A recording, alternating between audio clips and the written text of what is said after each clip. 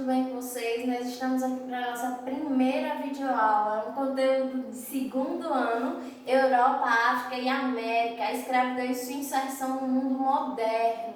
Aqui nós temos uma imagem que retrata a crueldade, né, que foi essa escravidão, e aí a gente pode perceber essas marcas dessa escravidão em todo o processo, mas nós temos que abordar que essa escravidão, ela iniciou primeiro com os indígenas, quando os portugueses vieram para cá, e posteriormente com os escravos africanos. E aí, o que nós vamos estudar hoje?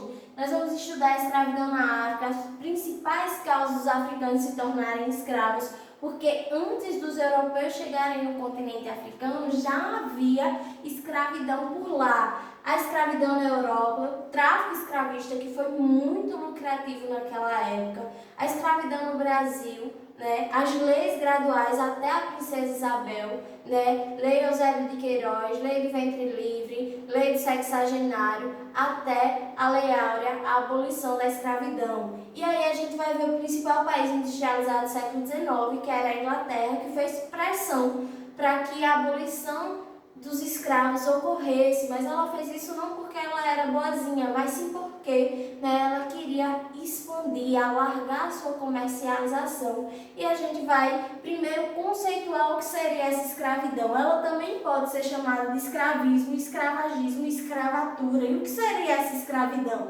A prática social em que o ser humano adquire direito de propriedade sobre um outro, que seria denominado escravo, né, a qual é imposta uma condição por meio de força. Esses escravos, eles eram como se eles fossem produtos, realmente mercadorias, né? E os preços desses escravos, eles iam se modificar conforme as condições físicas, habilidades profissionais, a idade, o sexo, né? E a procedência do destino em que eles iriam. A escravidão moderna, gente, ela se baseava na troca desses trabalhadores por mercadorias produzidas nas colônias, né? E representou uma importante fonte de lucro e acumulação de capital para os capitalistas europeus, né? Além de criar condições de desenvolvimento de um mercado capitalista. E agora a gente vai começar a falar da escravidão na África. Como vocês podem ver nessa imagem, diversos castigos eram postos a esses negros africanos, a esses escravos,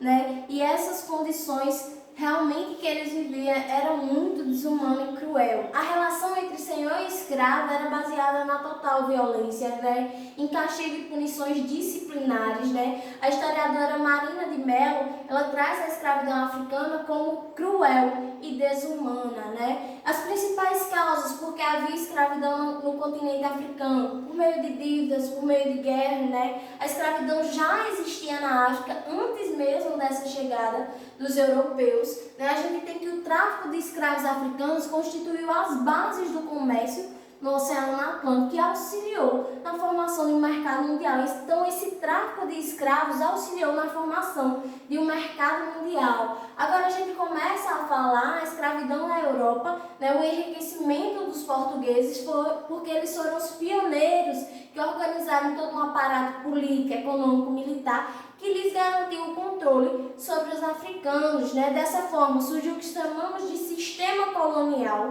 Século XVI ao século XIX, né? Os portugueses fundaram diversos fortes, feitorias no litoral atlântico africano e assim puderam negociar com esses povos dos locais, né? Diversas mercadorias.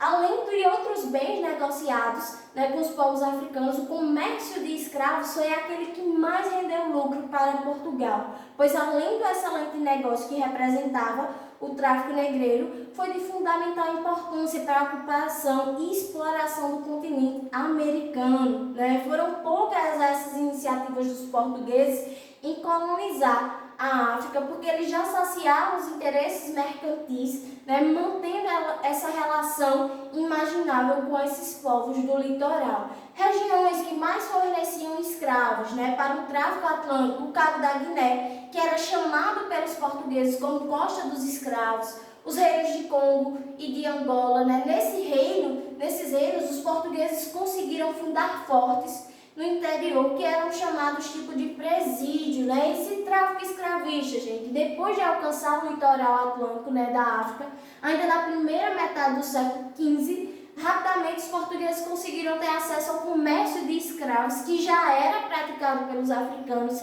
e essa negociação entre portugueses e africanos se deu através do escambo, através da troca, né? E aí a gente teria essa troca entre os portugueses dariam mercadorias e os africanos venderiam esses escravos como mercadorias. No interior da África, os escravos capturados eram obrigados a andar por quilômetros, né? Às vezes seguidos e vigiados por homens armados. Eles eram, né, obrigados a andar em filas e eram amarrados em correntes ou madeiros, ferros, que uniam esses escravos no pescoço, né? Com os pés sangrando, eles não recebiam, né, alimentação suficiente e eram obrigados a carregar peso. Tudo isso para quê? Para evitar as chances de rebelião e evitar também que esses escravos fugissem. Essas condições em que esses escravos viviam eram totalmente péssimas, né? Esses barracões que os comerciantes locais mantinham, né, os comerciantes africanos mantinham, eles ficavam presos a esses escravos africanos até a negociação. As condições de higiene eram péssimas,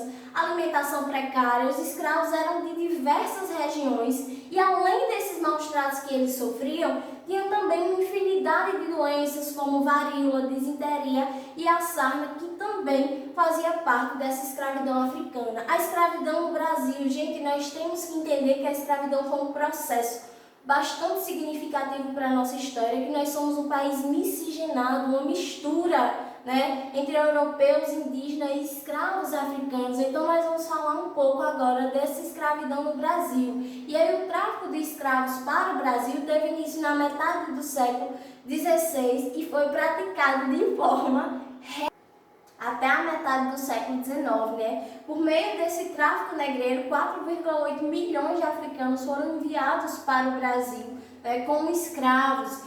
Eles eram obtidos como? Por meio dos europeus, né, que compravam junto a esses comerciantes na África. Muitas vezes, esses representantes de reis e chefes locais vendiam esses escravos africanos para os europeus.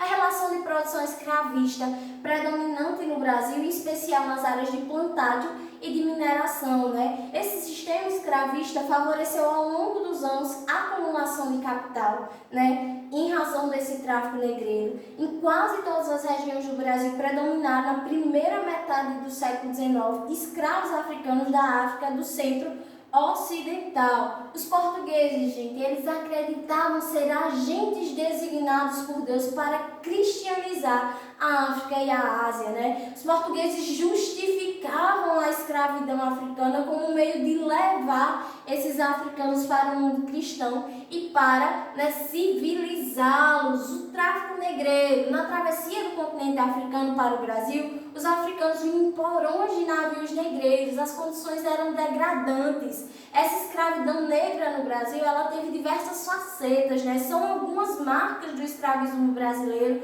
os quilombos, né? O nosso quilombo mais famoso, o quilombo dos Palmares.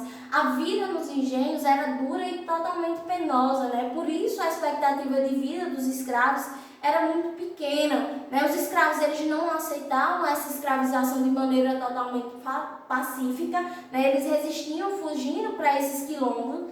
Em 1850 foi aprovada a Lei Eusébio de Queiroz, que extinguia o tráfico negreiro, né? E em decorrência dessa lei, o governo imperial brasileiro aprovou outra, a Lei de Terras. E essa Lei de Terras, ela visava o quê? Aumentar o valor das terras, né? E obrigar os imigrantes a vender a sua força de trabalho para esses cafeicultores. Lei do Ventre Livre, em 28 de setembro de 1871. Né, concedendo a liberdade aos filhos de escravos a partir de 1871. Então, todos que nascessem a partir de 1871 seriam livres. Mas o que acontece? Essas crianças não tinham condições de se cuidarem, né? E aí terminavam ficando durante um determinado tempo nessas fazendas. 1885, Lei dos Sexagenários, que completava a liberdade dos escravos, né?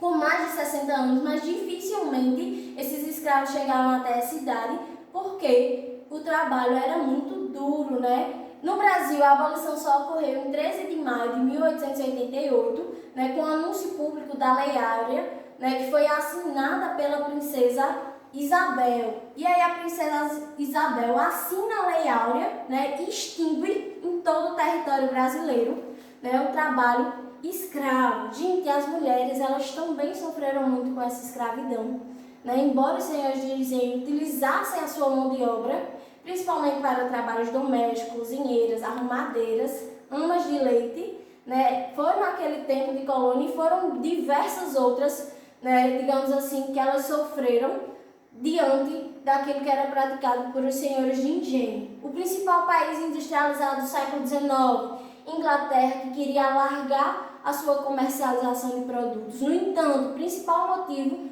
para essas várias tentativas de proibição do tráfico negreiro, então a Inglaterra queria proibir, né? Não porque ela era boazinha, mas porque ela queria alargar o seu mercado consumidor. Fim do comércio de escravos na África garantiu a consolidação de uma importante rota comercial que é utilizada até os dias de hoje, né? E foi de importância para essa construção desse mercado capitalista mundial. Se a lei deu liberdade jurídica a esses escravos, a realidade foi muito cruel com eles, tá certo? Sem moradias, sem condições econômicas, né? Sem assistência do Estado. Muitos desses escravos passaram por dificuldade após a liberdade. Muitos não conseguiam empregos, né? E sofriam discriminação racial. Grande maioria passou a viver em péssimas habitações.